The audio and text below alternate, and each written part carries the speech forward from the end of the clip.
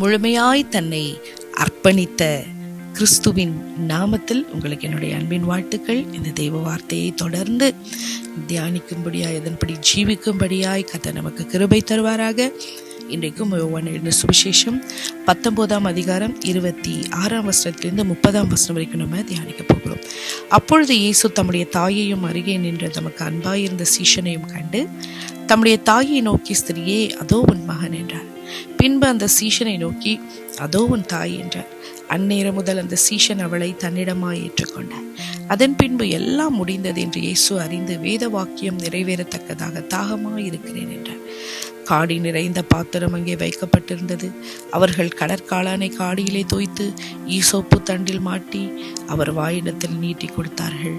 இயேசு காடியை வாங்கின பின்பு முடிந்தது என்று சொல்லி தலையை சாய்த்து ஆவியை ஒப்பு கொடுத்தாராம். பிரியமானவர்களே, கிறிஸ்துவனுடைய வாழ்க்கையில துவக்க முதல் முடிவு வரை எல்லா காரியமும் ஒவ்வொரு காலகட்டத்திலும் தேவ திட்டமும் தேவ தீர்மானமும் நிறைவேறினதை, துல்லியமாக நிறைவேறுகிறதை நம்ம பார்க்கிறோம். இயேசு கிறிஸ்து தம் மரிக்கிற வேளையிலும் தன்னுடைய சீஷரையும் தாயாரையும் தன்னுடைய சிலுவையின் கிட்ட நின்றுட்டு இருக்கவங்களை பார்த்து மனதுருக்கம் உள்ளவராய் தன் தாயார் அப்படியே விட்டுட்டு அவர் போகல. அங்கு தன்னுடைய சீஷனிடத்துல தன் தாயையும் அவர் ஒப்பு கொடுக்கிறார். இயேசு கிறிஸ்துவுக்கு ஒரு மூத்த பிள்ளை. இயேசு கிறிஸ்துவுக்கு இன்னொரு 4 சகோதரர்கள் இருந்தாங்க. அந்த 4 சகோதரர்கள் மரியாள் பெற்றெடுத்தவர்கள் தான். அந்த பெற்றெடுத்த அந்த பிள்ளைகளிடத்துல தாயாரை அவர் ஒப்பு கொடுக்கவில்லை. ஏன்னா தாயார் யாருமே இயேசுவை விசுவாசிக்கவில்லை, நம்பவில்லை. தன்னை உண்மையாய் அர்ப்பணித்து, தன்னை நம்பி விசுவாசித்து, தன்னை பின்பற்றி, தன்னோடு கூட இருந்து தன்னை நேசித்த நெருக்கமான தன்னுடைய சீஷனிடத்துல தான் தன்னுடைய தாயை பார்த்து கொள்ளும்படியாய் கிறிஸ்து ஒப்படைக்கிறார். இதிலிருந்து நம்ம என்ன கற்றுக்கொள்ளுகிறோம்? நம்முடைய மாம்சம் ரத்தமும் நமக்கு மேன்மையானதல்ல. உலக பிரகாரமாய் கர்த்தரை அறிந்து கொள்ளாத, இயேசுவை பின்பற்றாத சீஷன் அல்ல. நமக்கு நெருக்கமானவர்களாய் யார் இருக்க வேண்டும்?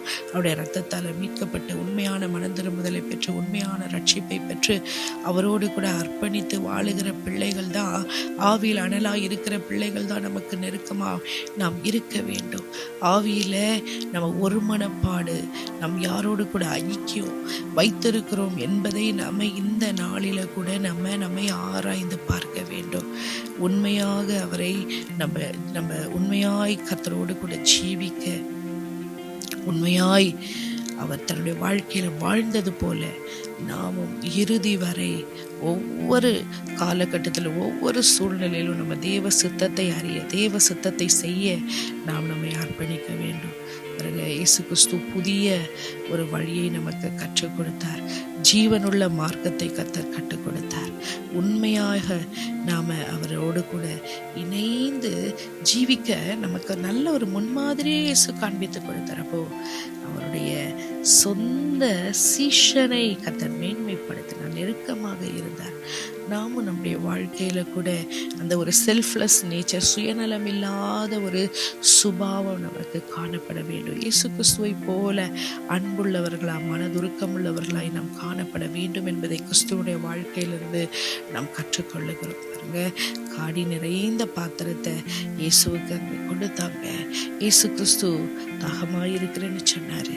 இதுவும் தீர்க்க தரிசன வார்த்தை நிறைவேறும்படியாகவே நடந்தது.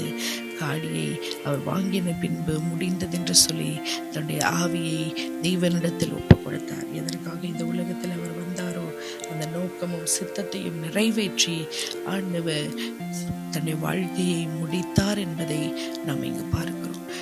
நாமும் நம்முடைய துவக்கம் எப்படி இருந்தாலும் நம்முடைய முடிவு அது சம்பூர்ணமாக இருக்க, தேவ சித்தத்தின்படி அமைய, தேவ நடத்துதலின்படி நம்ம ஜீவிக்க நம்முடைய வாழ்க்கையை நம்ம அர்ப்பணிக்க வேண்டும்.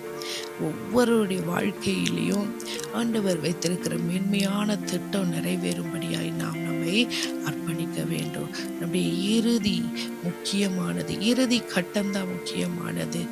கடைசி மூச்சு வரையில முடிவு பரியந்தம் நிலை நிற்பவனை ரட்சிக்கப்படுவான் என்ற வேத வார்த்தையின்படி முடிவு பரியந்தம் நம்முடைய வாழ்க்கையில உண்மையா உண்மையாய் இருக்க, நிலைத்திருக்க, உண்மையான ஒரு சீஷனாய் கிறிஸ்துவை பின்பற்ற, கிறிஸ்துவின் இரத்தத்தால் மீட்கப்பட்டு பாவ மன்னிப்பு பெற்று ஒவ்வொரு நாளும் புதுப்பிக்கப்பட்டு தேவ சாயலாய் மாற கர்த்தர் நமக்கு கிருபை தரும்படி அவரை நோக்கி பார்ப்போமா? எங்கள் அன்பின் தெய்வமே, ஆண்டவரே, உம்மை நோக்கி பார்க்கிறோம். நீரப்பா எவ்வளவு அன்புள்ளவராய், மனதுருக்கம் உள்ளவராய், அக்கறை உள்ளவராய் இருந்தீரே. உடைய அன்பான சீஷனிடத்துல தாயை அர்ப்பணித்தீர் சுவாமி.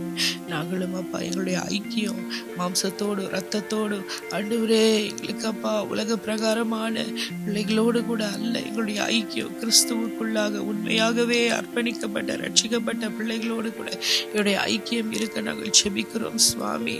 அன்புள்ளவர்களாய், கரிசனை உள்ளவர்களாய் நாங்கள் ஆண்டவரே ஆதரிக்கிற பிள்ளைகளாய் இருக்க கர்த்தர்களுக்கு கிருபை தாரும். உடைய வழிகளில் உண்மையாய் ஜீவிக்க கர்த்தர் கிருபை தாரும். ஆண்டவரே, நீர் ஆலோசனை கர்த்தராய் இருந்து நீர் எங்களை நடத்தும் ஐயா. ஆண்டவரே, உமக்கு ஸ்தோத்திரம். கண்ணை வைத்த ஆலோசனை கர்த்தராய் இருந்து நடக்க சொல்லி தாரும். ஆண்டவரே, உடைய சித்தத்தை, பிதாவின் சித்தத்தை செய்து முடித்து ஆண்டவரே எல்லாவற்றையும் நேர்த்தியாய் முடித்து நாங்களும் எங்கள் ஆண்டவரே அப்பா எங்கள் ஓட்டத்துல பொறுமையாய் ஓடி உண்மை மாத்திரம் சார்ந்து கொண்டு எங்கள் முடிவு பறிந்த நிலைத்திருக்க கர்த்தர் நீர் கிருபை தாரும். ஆவியானவர் கிருபை தரும்படியாய் உம்மை நாங்கள் சார்ந்து கொள்ள கர்த்தர் உதவி செய்வீராக. துதிகன மகிமையா உமக்கு செலுத்தி இயேசு கிறிஸ்துவின் நாமத்தில் ஜெபிக்கிறோம் ஜீவனுள்ள பிதாவே, ஆமென்.